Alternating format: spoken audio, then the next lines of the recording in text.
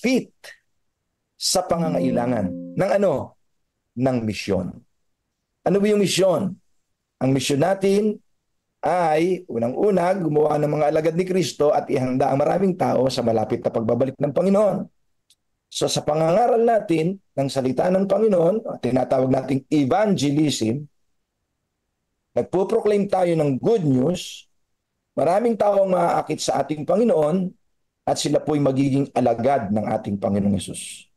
At kung magkagayon, sila ay magiging handa kasama natin sa second coming ni Jesus Christ.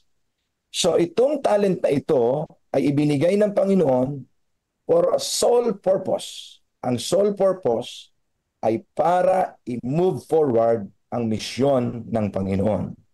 Kaya nga mga kapatid, sa atin pong pagbabasa ng ating pong readings kahapon, naigsi lang po yun, sa pangunguna ni Pastor Escabusa, ay meron po ako napansing 3 highlights ng ating pong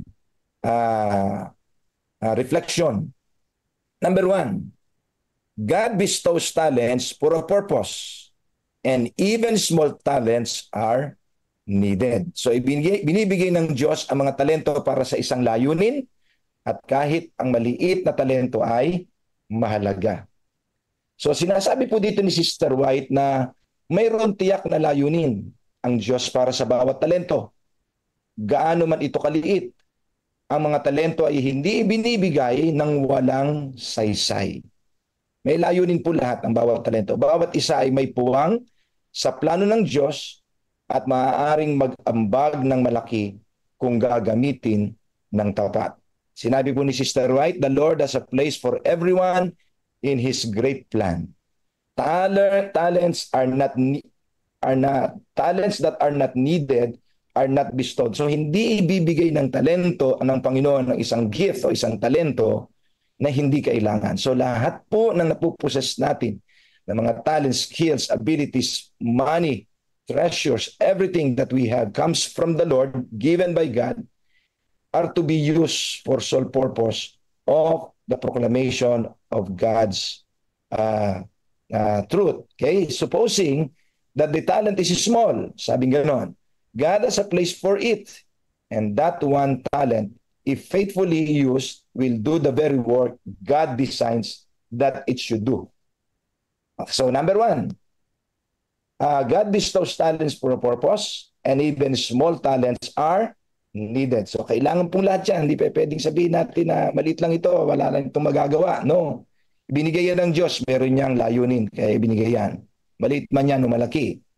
Number 2, neglecting God-given responsibilities leads to spiritual decline. Tatandaan po natin yan, ang pagpapabaya sa mga responsibilidad na ibinigay ng Diyos ay nagdudulot ng pag-urong o pagiging bansot sa spiritual na buhay.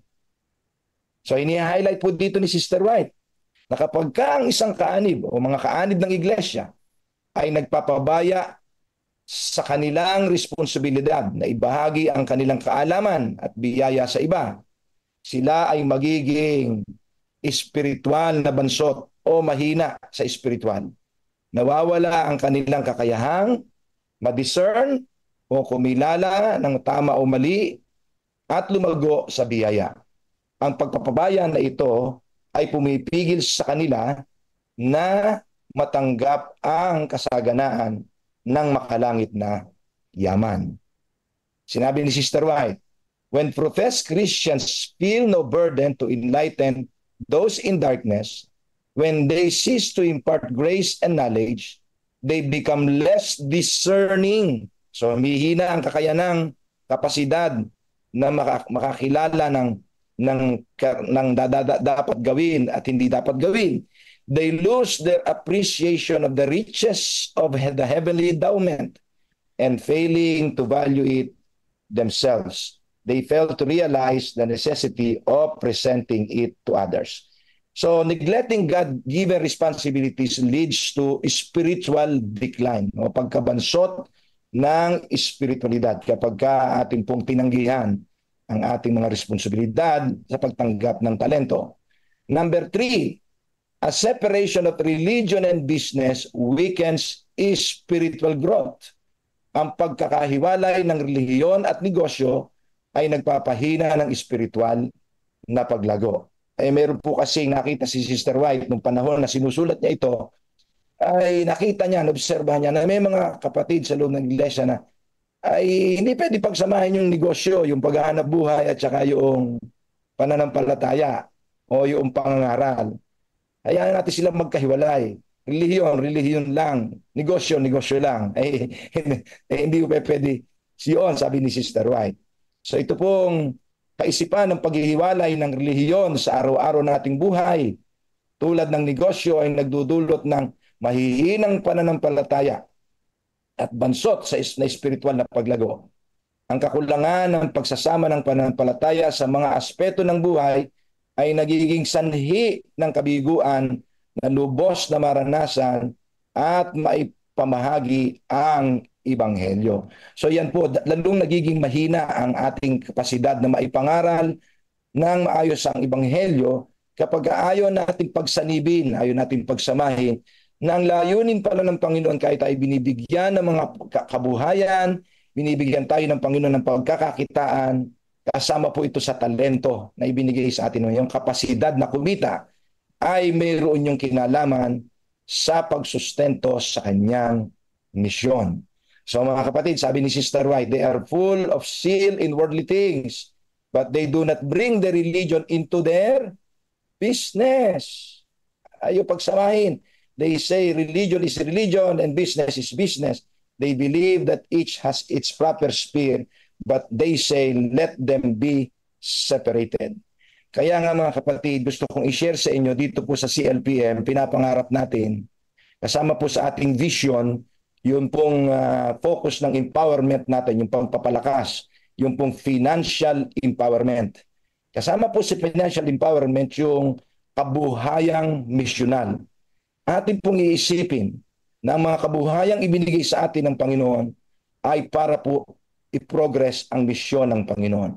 Yung pong pag-aaral natin kumita, yung pong mga pinapasok natin sa Security and Exchange Commission, ng mga business natin, kung kayo man ay nagtatrabaho meron kayong store, meron kayong clinic, kayo ay nagpapatakbo ng isang office, okay?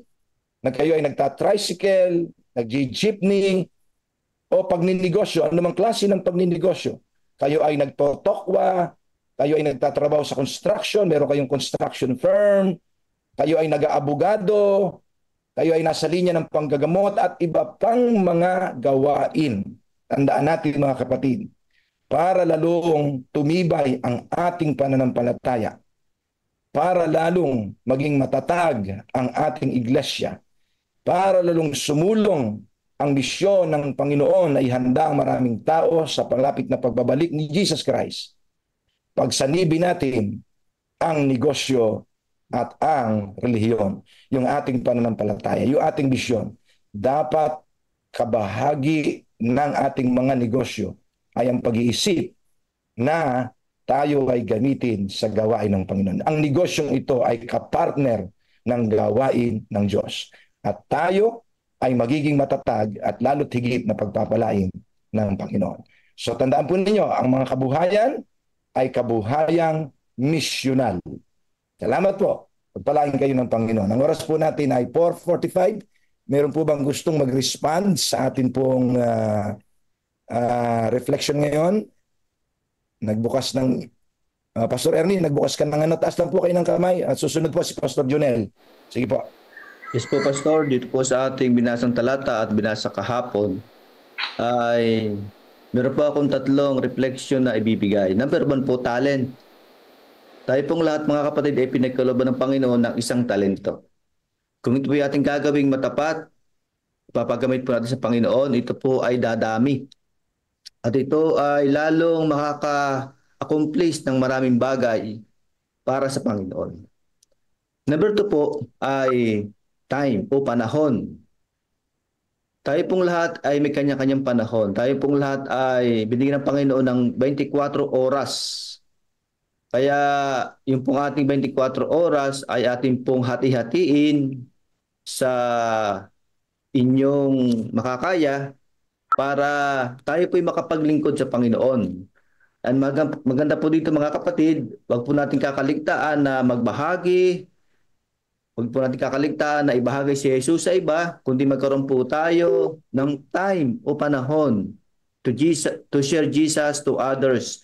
Kaya po dito ay wala pong pinipili. Saan man tayo naroroon, we must share to Jesus to others. Pangatlo po ay territory. Ang sabi ng Panginoon, humayo kayo.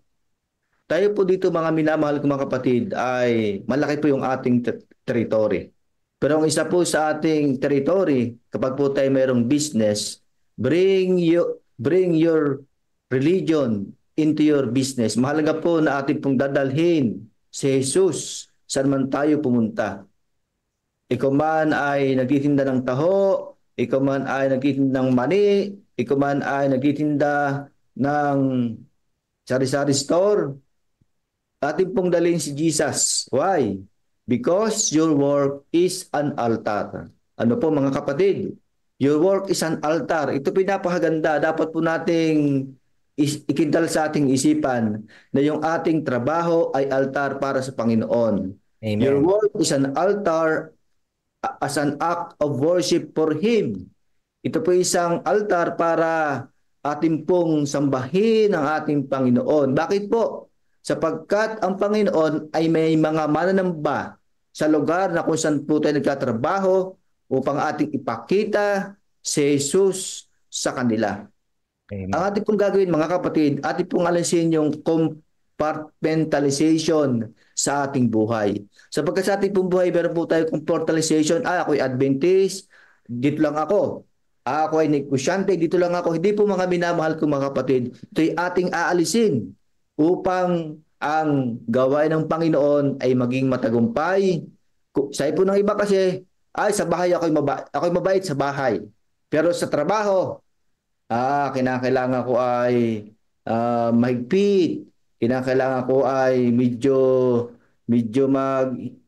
mag-aayos. Hindi mga kapatid, dapat kung saan po tayo naroon, sa bahay man o sa ating trabaho, yung pong ating ugali ay pareho pa rin.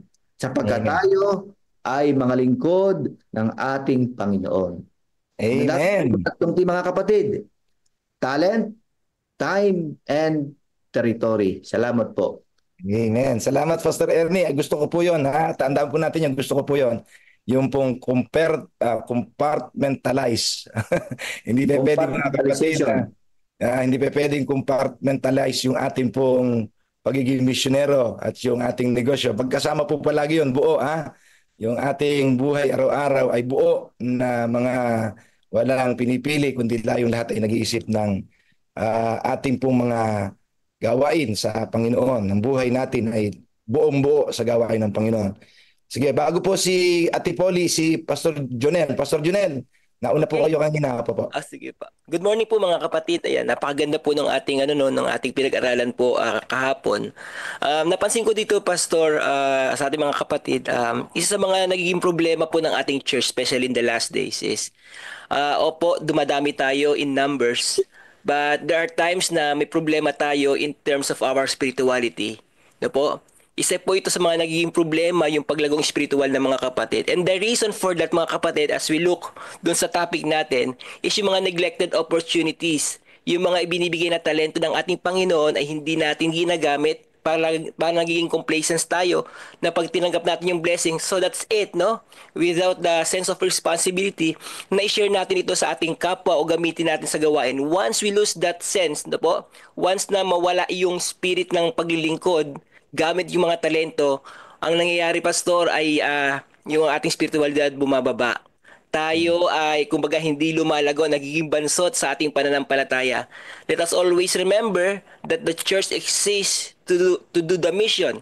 But if we lose that mission, we lose the sense of our existence, no?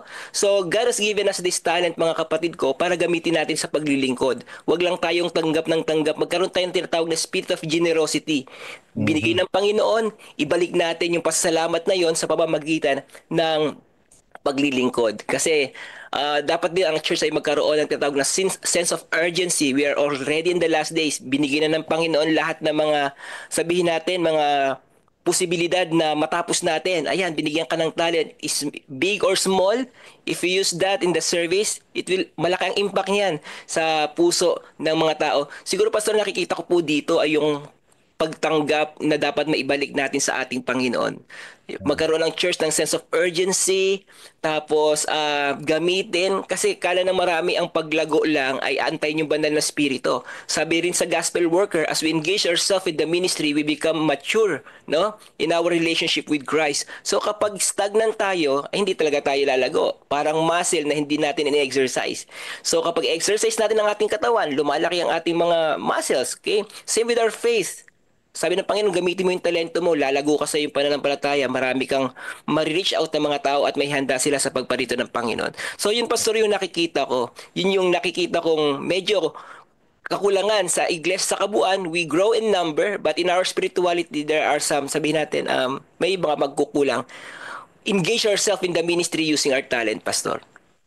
Amen. So ang gamot sa spiritual stunting ay ito pong pag-iisip na tayo po ay magpagamit at maglingkod ang lahat ng meron tayo ibalik sa Panginoon para sa pagsulong ng kanyang banal na gawain. Salamat, Pastor Ernie. Pastor Jonel. Tipoli, sige po. Yes, good morning po. Nabanggit na po ang aking sasabihin, pero meron po akong magandang phrase na nare-retain po sa aking isipan. Sabi niya po dito, the Lord needs your availability, not your ability. So gaano man tayo katalino, tayo ay doktor, tayo ay nurse, tayo ay engineer, o gaano tayo kagaling mag-preach, o gaano tayo kagaling sa anumang aspeto ng ating pong buhay, kung ito ay hindi po natin gagawing kusang loob, hindi tayo available. Anumang yaman meron tayo, anumang ipinagkaloob sa atin ng Panginoon, pero hindi naman tayo willing na ito ay gamitin sa Panginoon. So this is useless. Kaya ang sabi dito, the Lord needs your availability. Gaano man kaliit yan, kung tayo ay handang ipaglingkod ito sa Panginoon, tayo ay available, lalago yan at ang Panginoon ay mapupuri. Pero gaano man tayo kayaman, gaano man tayo katalino, kung wala tayong willingness na ito ay gamitin sa Panginoon, useless yan sa harap ng Panginoon. Yun lang po. Salamat po. So, willingness and availability. Thank you po, Tipoli. Pastor Joey, nagbukas po kayo ng inyong camera kanina. May sasabihin po kayo. Sige po.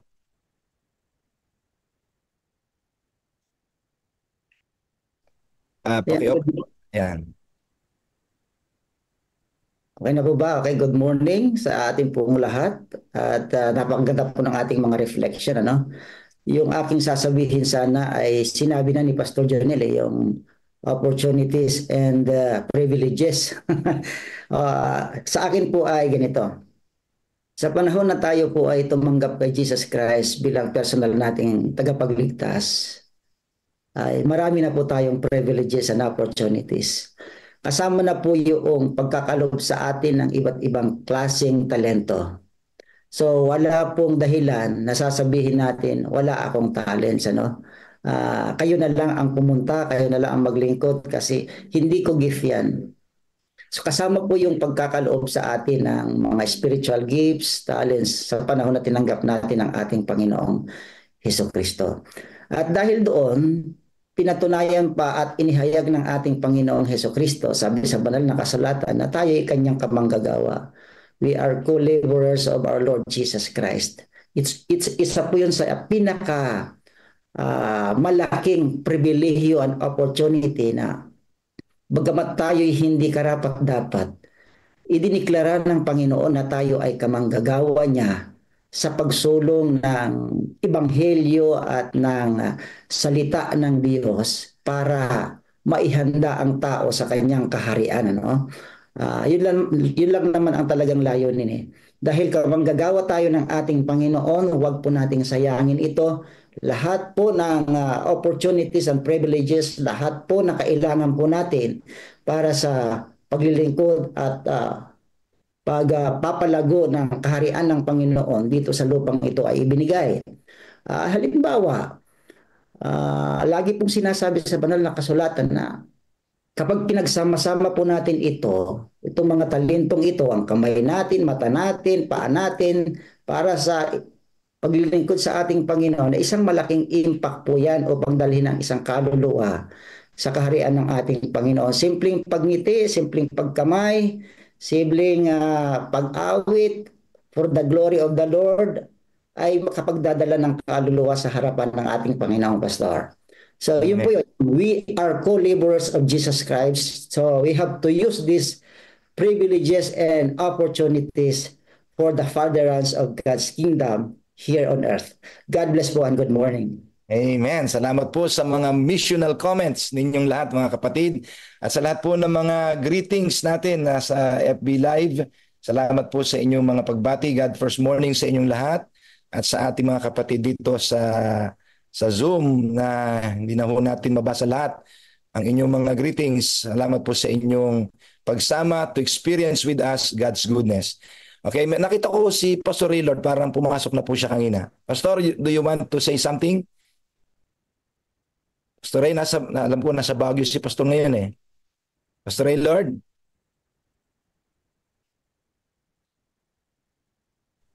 Wala. Palagi ko nagbabiyahe pa. Yan. Ayun, Pastor Raylord. Ayun, Pastor Raylord.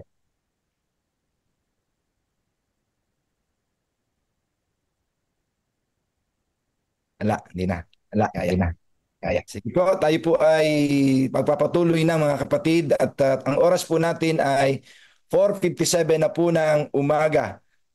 Tayo ho ay maraming reflections ngayon. Meron pa po bang isa na lang, last na lang po, bago ho tayo tuloy sa ating ayun, Brother Robert, sige po, magtaas po kayo ng kamay. Sige po. Naalala ko lang po yung talento. Pag ginamit mo sa hindi tamang paggamit, nagkakaroon din pala ng problema. Ako po kasi ay folk singer nung araw. Mas gusto kong umawit ng folk. Pero pag Sabado ay Christian singer naman ako. Dumating yung araw na minsan ay pinalo yung liig ko ng Panginoon. Nawalan ako ng boses. Pero nangako ako sa kanyang ibabalik ko yung aking pag-awit sa church. Binalik naman niya. Kaya gamitin yung talento na isip ko sa tamang paggamit tayo mga mananampalataya. Yeah. Salamat po. Yeah, salamat po. So yan ang tamang paggamit, Brother Robert, ay yung pong ikasusulong ng banal na gawain ng Diyos. Kasi po yun ang kanyang puso. Kaya sabi ni Jesus my food is to do the will of Him who sent me. So ang nagpapalakas sa atin, sabi ni Jesus Christ, ang tanging magpapalakas sa atin, gawin ang kalooban ng Diyos. At ang kalooban ng Diyos ay iligtas ang maraming tao at ihanda sa ikalawang pagparito ng ating tagapagligtas. Amen? So habang ginagawa po natin ito, sabi po ni Apostol Pablo kay Timoteo, habang ginagawa natin ito, na ating nililigtas ang ating kapwa, inililigtas din natin ang ating sarili. 4:59 na po ng umaga at malapit na po tayo sa ating pong 40 Days of Prayer program. At tayo po ay 31st day na, ika-31 araw na po ng ating 40 Days of Prayer. Ang maglilid po sa ating ngayong umaga ay ang North Bataan District sa pangunguna ng ating butiing pastor at masipag na pastor doon, si Pastor Mark Hill Serabia. Ang topic po natin ngayon, napakaganda pa rin po at sana po ay basahin niyo uli ito pagkatapos po natin i-discuss ngayon para bukas po ready po tayo sa reflections. Ito po ay God desires to bestow the gift of the Holy Spirit. So ito po ay section 2 ng ating pong reading ng chapter 8, Counsels for the Church. Ating pong ihanda ang ating sarili para po sa pagpasok ng ating pong programa ng 40 Days of Prayer. God bless you po and thank you po sa inyong lahat.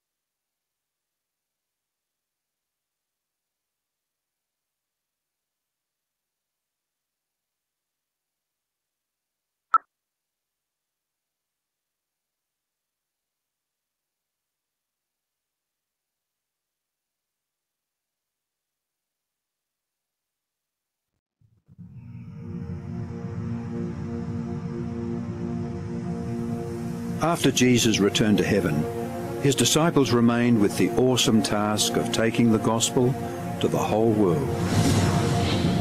Filled with the Holy Spirit, these men and women proclaimed the message they had received with boldness and power, reaching out to all corners of the then known world.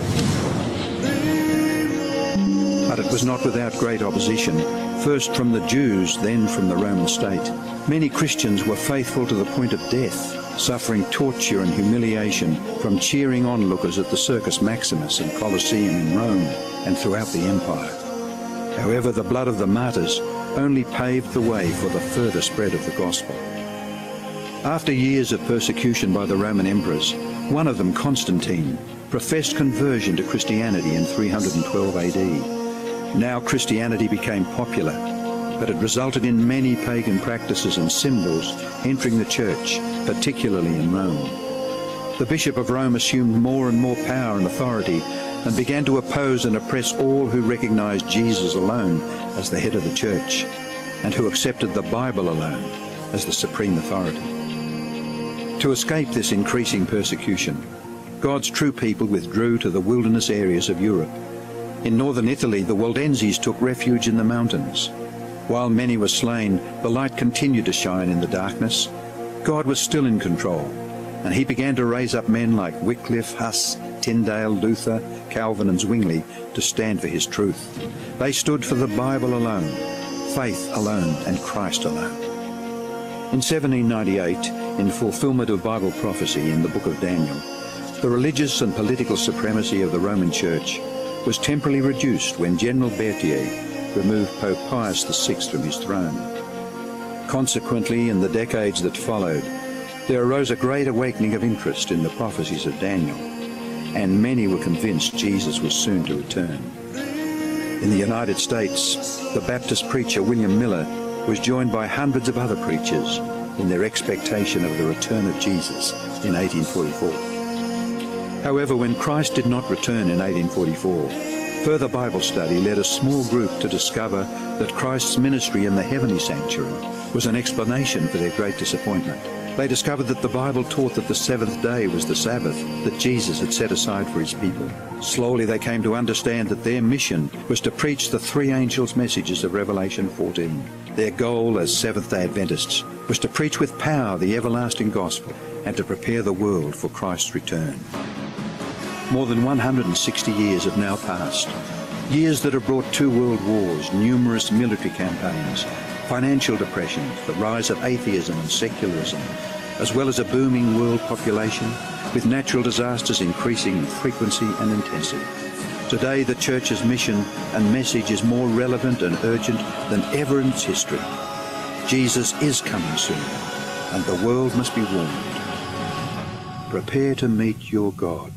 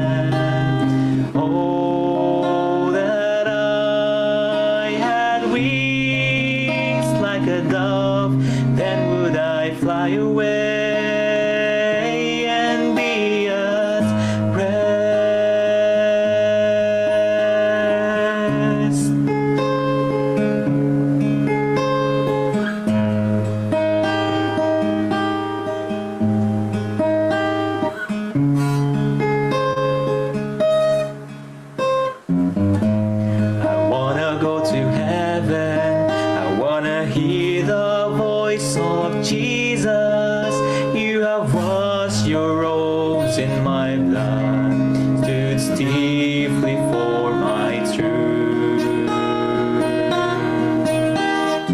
And when I get to heaven, I cast my crown at Jesus' feet. I wanna praise His name forever. He has done so much for me. Sometimes I think I could stay here no longer. I feel very lonely here, for I have seen a better land. Oh, that I have wings like a dove, then would I fly away and be at rest.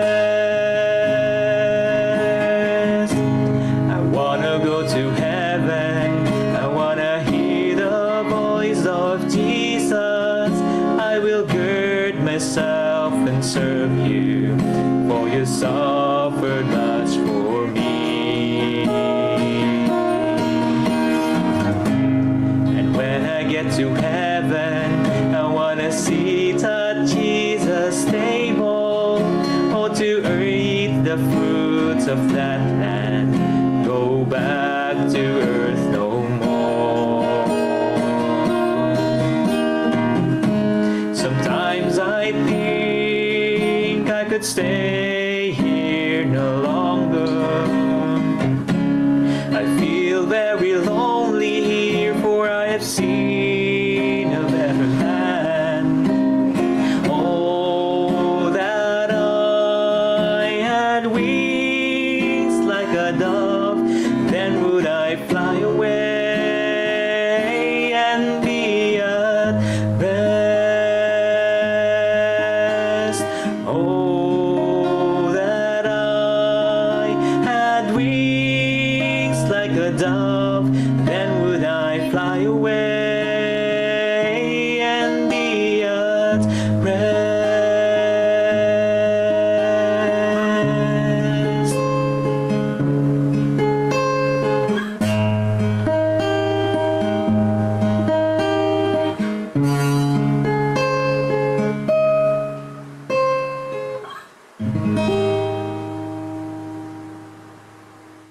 Magandang umaga po sa inyong lahat mga kapatid.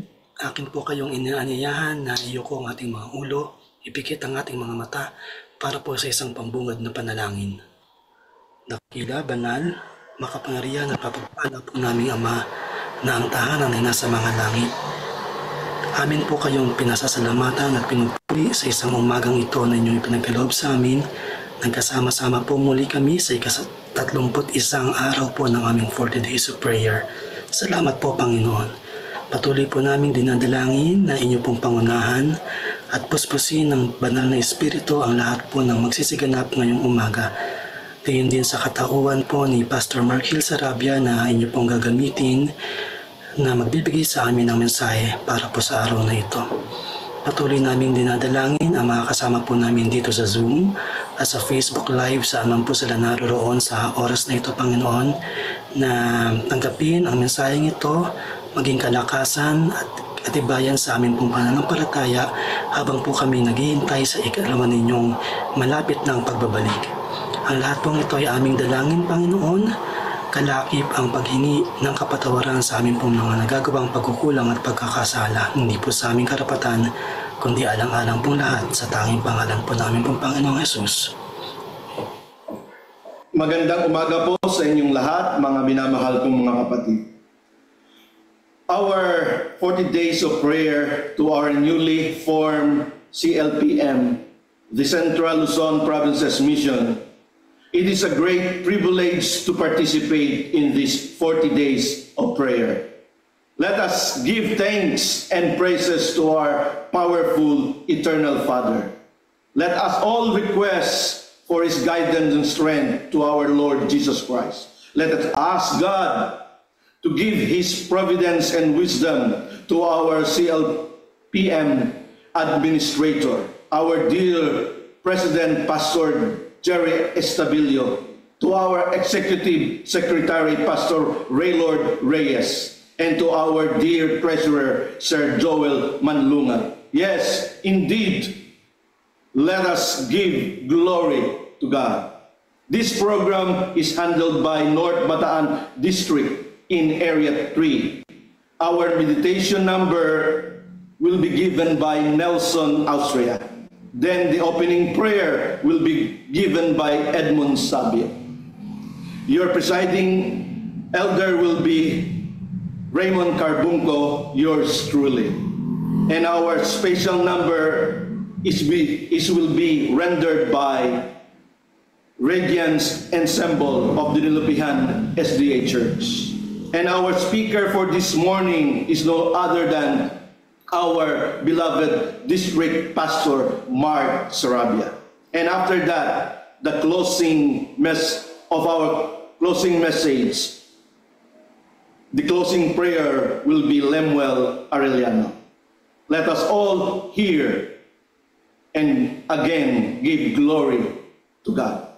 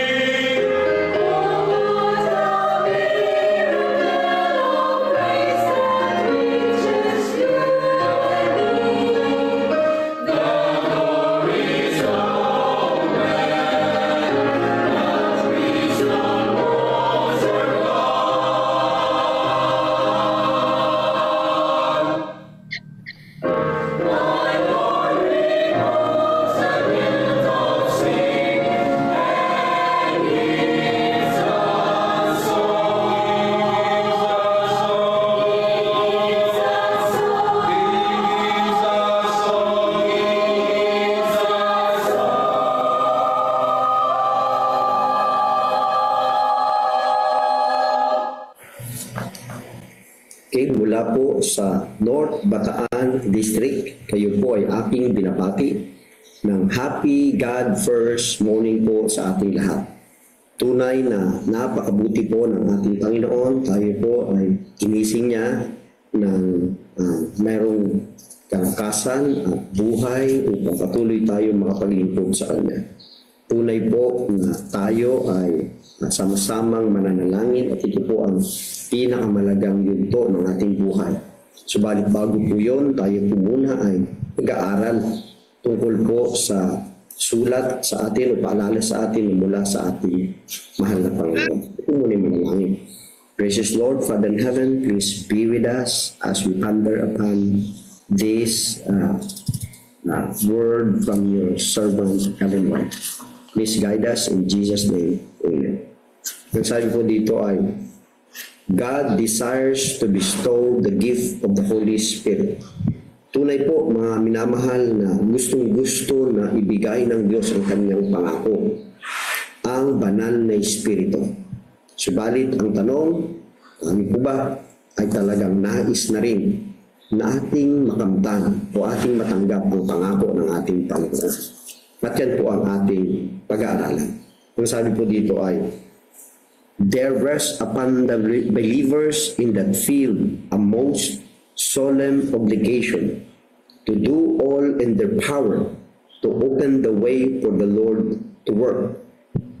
Tayo daw po ay mayroong isang banal na obligasyon, mahalagang obligasyon, na tayo po ay tunay na inanyayahan ng Diyos na buksan natin ang kanyang daanan, ang kanyang daraanan, upang sa ganun siya ay makagawa sa atin ng kapangyarihang bagay dahil gusto niya tayong gamitin lalo higit sa natatapos pong gawain ito. Kaya sabi po dito ay, they should search their hearts prayerfully and clear King's highway by putting away every sin that would hinder them from cooperating with God and with their brethren. Opo, kailangan pong ating siyasatin ang ating mga puso sa pamagitan ng sidhing panalangin, paglapit sa Kanya na may pagsusumamo at tunay na pagpapakumbaba sa Kanyang banal na harapan. Kailangan, mga kapatid, ay anumang kasalanan, kahinaan, ito ay maiwaksi at mahingi natin ng tawad dahil yan po ang magiging hadlang upang hindi natin maranasan ang kaloob ng banal na Espiritu. Kaya tayo po ay merong masidhing paglapit sa Panginoon na tayo'y nangangailangan ng Kanyang tulong, ng Kanyang paglinis, katulad ng panalangin ni David, create in me a clean heart, O God, and renew the right spirit within me. Opo, tayo po'y nangangailangan ng tunay na paglapit sa ating Panginoon. Maganda po ang sinabi ng talata na nakasulat po sa Jeremias 29:13. Ito po, ang sabi po dito ay, hanapin ninyo ako at matatagpuan kung hinahanap ninyo ako ng inyong buong puso. So, hindi po pala porque nanalangin tayo ay yun na yung isang yun na ay paraan para masumpungan natin siya. Minsan kasi mismo tayo parang hindi natin naramdaman ang presensya ng Panginoon. At kadalasan po ay ang panalangin natin is more on asking sa ating mga pangangailangan instead of searching Him na atin siyang matagpuan. Kaya nga ang gusto ng Panginoon ay hanapin natin siya at matatagpuan kung hinahanap natin siya ng ating buong puso. Opo, kailangan po ay nakatuon ang ating puso at isip. Nagkaroon tayo ng desire na, Lord, I want to know you. I want to experience your presence. Gusto ko, Panginoon, na sa oras na ito ay tunay na aking maranasan ng kagalakan na lumapit sa iyo at ang presensya mo ay tunay na magbibigay sa akin ng kapayapaan, ng kagalakan. Kaya hanapin natin siya ng ating buong puso. Kaya sinabi rin po ng Hebrew 11 verse 6, ang sabi po dito, at kung walang pananampalataya ay hindi maaring kalugdan ng Diyos, sapagkat ang sinumang lumalapit sa Kanya ay dapat sumampalatayang may Diyos at siya ay tagapagbigay gantimpala sa mga masigasig na humahanap sa Kanya. No? Kailangan po ay hindi lang basta paghahanap, kundi merong masigasig na paghahanap. Sabi po ng wikang English ay, those who diligently seek Him. Hindi mabasa. Talagang hahanapin natin siya. Pag nagbasa tayo ng Biblia, kailangan, Panginoon, I want to understand what is the meaning of this. Hindi ko ito titigilan hanggang maging klaro sa akin at ito yung mensahe mo. Pag manalangin tayo, hindi tayo titigil hanggang hindi natin maranasan ang kanyang presensya. Dahil yun po ang kailangan natin, mga kapatid, ang ating maranasan at atin siyang masumpungan. Minsan, pag may pinapagawa sa atin ng ating mga boss o ng mga mataas sa atin, tayo so diligent to do that. Mga bagay na kailangan pang kinukonsider natin. Talagang titingnan natin ang bawat anggulo. Pero kung ginagawa natin yon sa mga proyekto dito sa lupa, lalong higit, mga kapatid, hanapin ang Diyos ng ating buong puso. Dahil pangako niya na kapag hanapin natin siya ng ating buong puso at masigasig na hinahanap natin siya, siya ay tagapagbigay gantimpala sa mga masigasig na naghahanap sa Kanya. Opo. Gusto ko po yung ginawa po ni David kung paano niyang hinanap ang Panginoon. Despite they were in the cave and desperately in need of food and water, nandun po sila. Hinahabol sila ni King Saul at ng mga sundalo. Sila po ay nakatago, sila po ay nangangailangan, sila po ay tunay na nauuhaw na at gutom na, pagod na. Subalit ang panalangin po ni David, ayon po sa awit 63, 1 hanggang 3, ang sabi po dito, O Diyos, Ikaw ang aking Diyos, hahanapin kita ng maaga. Kaya tama po ang ginagawa natin. Naigising po tayo ng maaga dahil yun po na ginagawa ni David. Hahanapin kita ng maaga na uuhaw sa iyo ang aking kaluluwa. Ang aking laman sa iyo'y nananabik gaya ng isang tuyo at lubang uhaw na walang tubig. In a dry and weary land when there's no water, my soul is thirsty for you. Hindi niya sinabing, Panginoon, bigyan mo kami ng pagkain, ng tubig. Kami ay pagod na. Subalit ang panalangin pa rin ni David, Panginoon, uhaw na uhaw ako sa iyo. Ang presensya mo ay sapat na. Kaya naintindihan ni David na ang pinakamalaga na kanyang dapat masumpungan at maranasan kahit sa matinding pangangailangan niya at ng kanyang pamilya at mga kasama, ang kanyang hinahangad. O Panginoon, ako'y nauuhaw sa iyong presensya. Opo, mga kapatid, dahil sa verse 3, sapagkat ang iyong tapat na pag-ibig ay higit na mabuti kaysa sa buhay. Purihin ka ng aking mga labi. Naintindihan ni David that his love is better than life. Kung pahintulutan ng Panginoon na mamatay siya, kanyang pamilya, sabi niya, ang pag-ibig mo ay higit na tapat at mas mahalaga kaysa aking buhay. Yan po, ganyan po hinanap ni David ang ating mahal na Panginoon. Wala siyang, ang inuuna niyang hanapin ay ang kanyang presensya. Ang gusto niyang maranasan ay kung paanong punuin siya ng kanyang kapangyarihan. Kaya po tinawag si David na malapit sa puso ng ating mahal na Panginoon. Opo, kinakailangan na tayo po, mga kapatid, ay una sa lahat, ito po ang ating hangarin. Ito po ang ating kailangan na masumpungan tuwing tayo po'y mananalangin. Yun po ang kailangan nating maranasan. habang tayo po ay naghahanap at naghihintay sa pinangako ng ating mahal na Panginoon. At alam niyo po, I have seen you in the sanctuary, sabi ni David. Beheld your power and glory. Kaya gusto ni David na nandun siya sa sanctuaryo dahil dun niya kinakatagpo ang ating mahal na Panginoon. Kaya tayo po, kung tayo lang din ay malapit sa mga iglesia na meron tayo katabi lang natin ang church, ang ugaliin po natin na puntahan ang bahay dalanginan at doon natin katagpuin ang Panginoon. Dahil tunay na kapag ginawa po natin yan, atin siyang tunay na mararanasan sa ating buhay. Natandaan ko po yung kwento ni Pastor Pavel Goya na ang kanyang tatay is a man of prayer. Ugali po na kanyang nadadaanan ng kanyang tatay sa gabi, sa madaling araw, na laging nananalangin na kaloob. Ang tanong niya, Dad, are you sleeping? Sabi niya, yes, between prayers. At sila din, kanyang pamilya, ay galing laging manalangin kaya naranasan nilang presensya because they are asking for the presence of the Holy Spirit.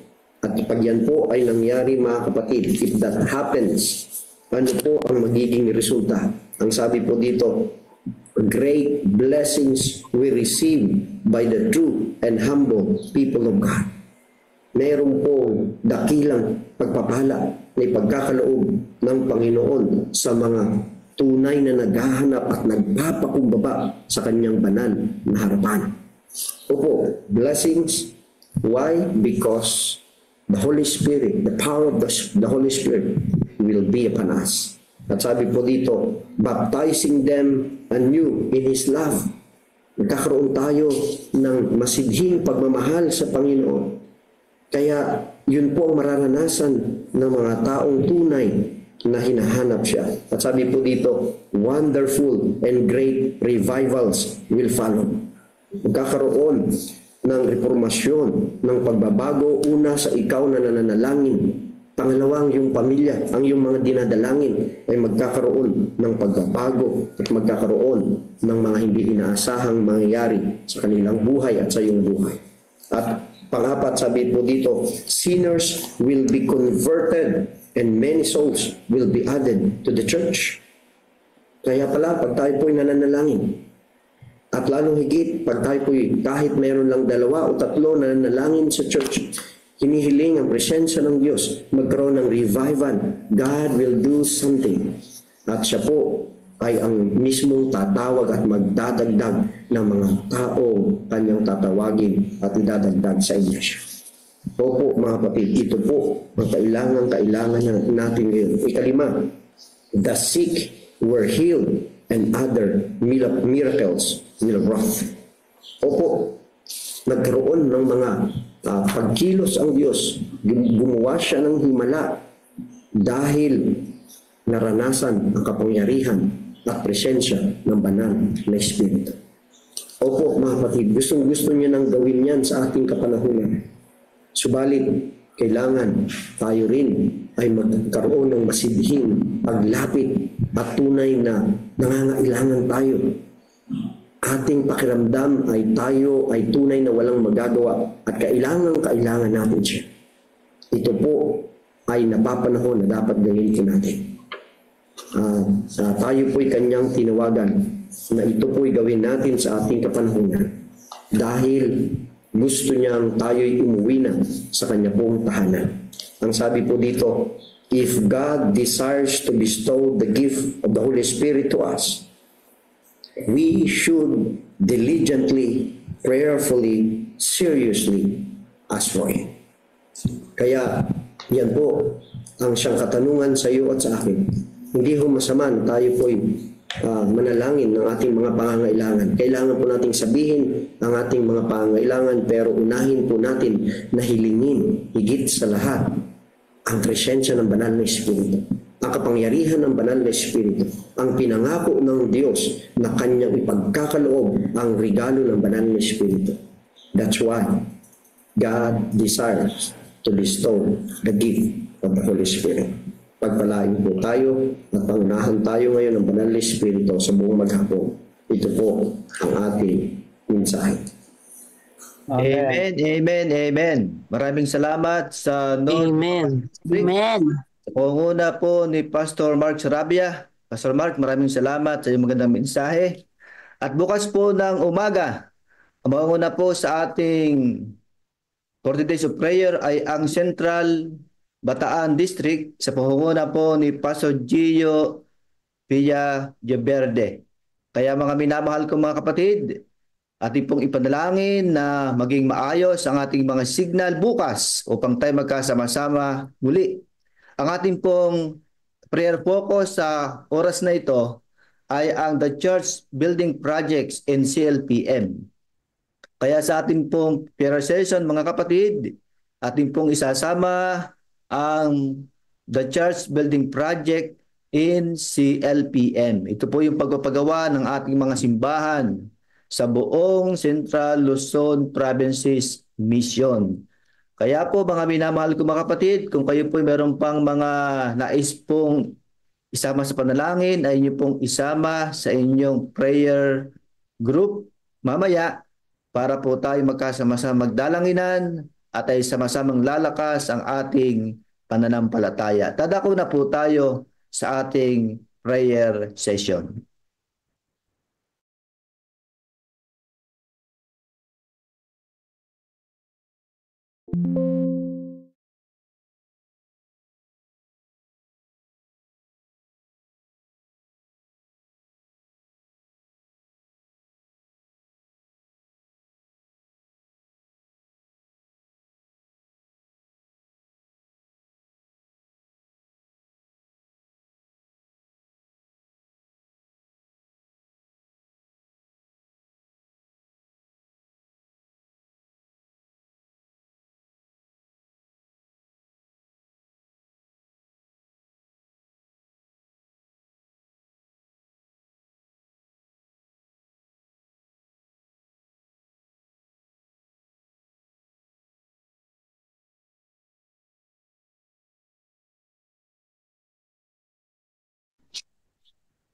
Good morning po.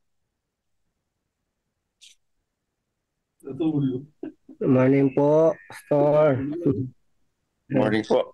Sige po. Dadako po tayo sa prayer request po natin. Meron po ba kayong mga iba pa pong prayer request? Pastor, sama niyo po sa sa prayer natin yung anak ko na si Justin, Rizal Justin. May po siya, bali 4 na araw na siyang may trangkaso. Sama po natin siya. Sige po, Brother Justin po. Opo. Sige po. Meron pa po bang prayer request po?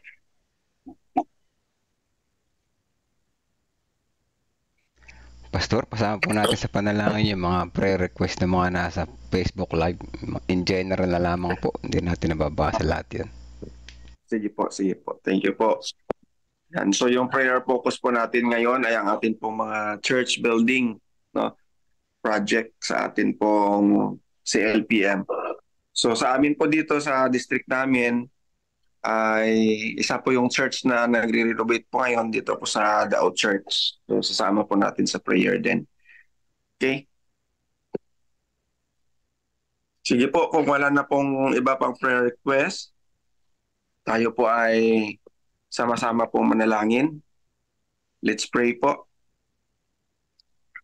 Amin pong mabanggit na Diyos, ang tahanan po ninyo ay nasa mga langit. Panginoon, maraming salamat po sa panibagong araw na muling dumating po sa amin. Salamat Panginoon sa buong isang gabi na kami po ay inyo pong iningatan sa aming pong pagtulog.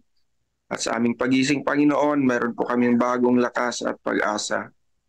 Maraming salamat din po Panginoon sa inyo pong mga paalala po sa amin. Kung saan Panginoon, amin pong maihanda ang amin pong mga sarili. At patuloy Panginoon na kami po ay lumapit po sa inyo sa lahat po ng amin po mga karanasan sa buhay.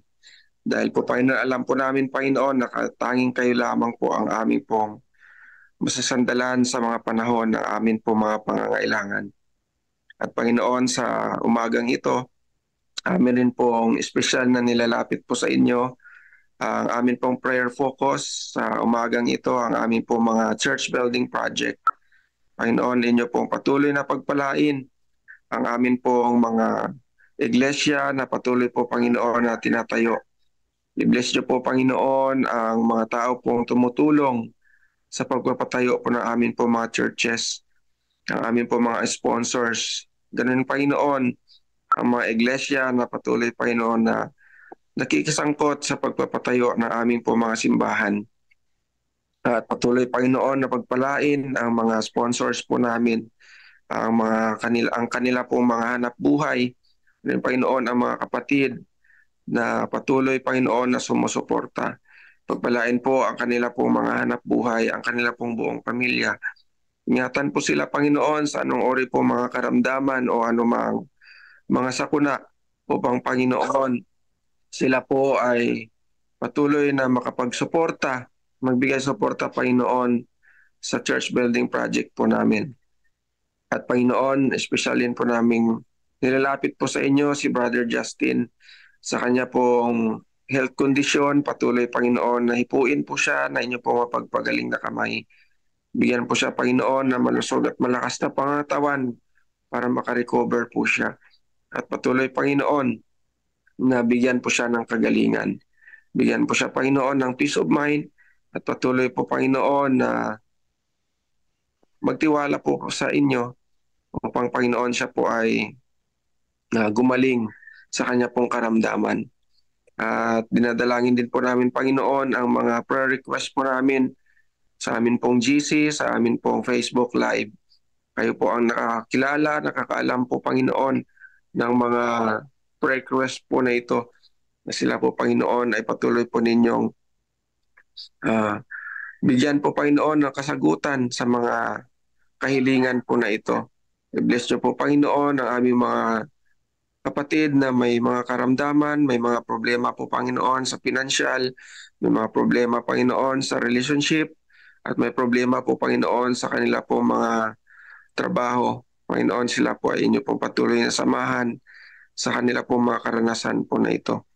At makita po nila, Panginoon, ang inyo pong pag-ibig, gabay, at yun nila, Panginoon, ang inyo pong patuloy na pagmamahal. Panginoon, amin rin pong dinadalangin po sa inyo ang renovation po ng Dao Church. Patuloy na i-bless niyo po, Panginoon, ang mga sponsors po. At patuloy na itong church building na ito ay mairaos at matapos po, Panginoon, ayon po sa kanya pong plano na ginawa. Ingatan niyo po, Panginoon, ang lahat po ng mga gumagawa, contractor, sa kanila po mga araw-araw nagkagawin, Panginoon. Ilayo po sila sa anumang kapahamakan. At sa espesyal na panalangin din, Panginoon, akin pong nilalapit po sa inyo ang aking po mga kasamahan dito po sa breakout room, si Brother Melvin, Brother Jesse, Brother Joel, Brother John. Patuloy na ingatan po sila, Panginoon, sa kanilang mga kalusugan. Bigyan po sila, Panginoon, ng proteksyon sa anumang uri po ng karamdaman.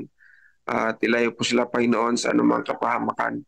Pagpalain din po, Panginoon, ang kanila po mga hanap buhay. Pagpalain din ang kanila pong buong pamilya, Panginoon. Ipagkaloob sa kanila, Panginoon, ang kanila pong mga pangangailangan. Ganun din, Panginoon, inyo pong patuloy na bigyan po ng pag-iingat sa kanila pong buong sambahayan. At patuloy, Panginoon, i-bless din ang kanilang leadership sa kanyang mga iglesia.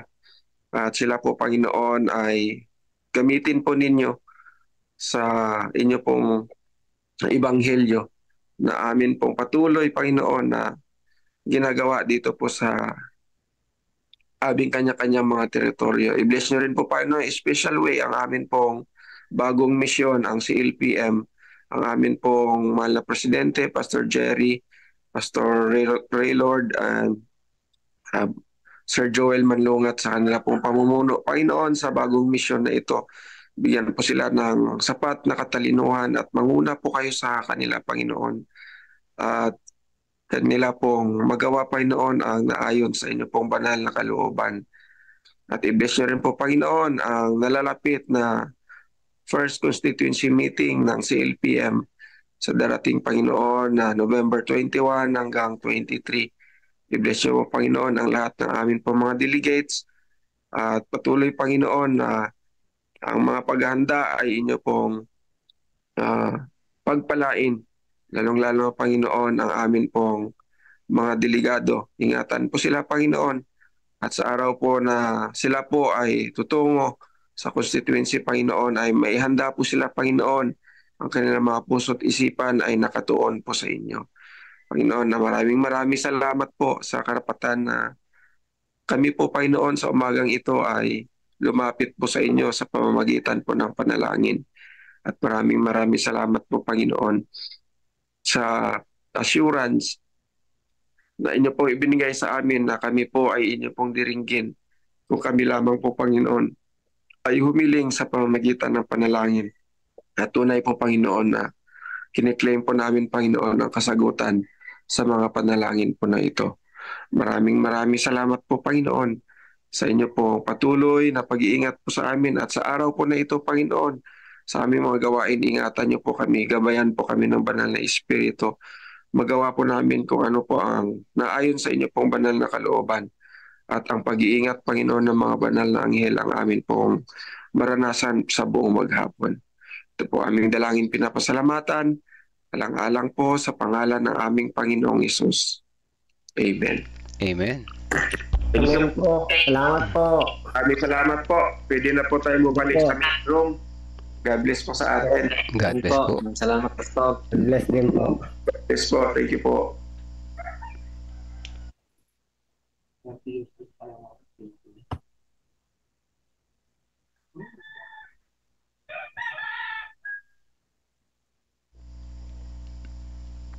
Ayan, ako, nawala ang tuluyan, mga kapatid. Ba't gano'n? Babalik tayo sa main room, pero pag-leave ko sa breakout, nawala ang buong meeting. Ano po. Anyway, ganun pa man ay natapos naman na. Ito na closing song, closing prayer na lang naman. At picture taking. So, good morning po sa lahat. Salamat sa mga prayer warriors. At salamat sa mga nag-share. Salamat sa mga patuloy na sumusuporta, no, sa programa ng CLPM Discipleship Ministry. At good morning sa mga nandyan sa mga live ngayon, lalo na sa mga bagong pangalan na nakita ko dito sa taas. Meron na ako nakita kanina sa taas. Kuya Danny, kung nandyan ka pa ngayon din ay hindi ka pa rin nakakonect, hindi ka nakapasok sa Zoom. Anyway, tingnan natin mamaya, ayusin natin. So good morning po si Sister Emily Makalalag. Good morning po. Nalilito ako sa pangalan, si Angela kasi nilagay. Ayan, nawala yung pangalan na nakita ko kanina. Gusto ko sanang batiin. Anyway, hanggang bukas muli. Day 32 na tayo bukas. God bless po at magandang araw. Ingat lahat. Ano po, ang bagyo ay papasok ngayong araw sa lupa. So madilim ang kalangitan. At mabilis itong tatawid, ano, hanggang bukas. Sana ay hindi. Sa nakita ko kanina sa forecast, medyo tumataas siya. So, hindi tatamaan ang gawin natin. Pero taas ng Nueva Ecija sa pool talaga na po. Ayan na. At ingat po lahat. At huwag kalilimutang manalangin. Ano po. God bless po sa bawat isa.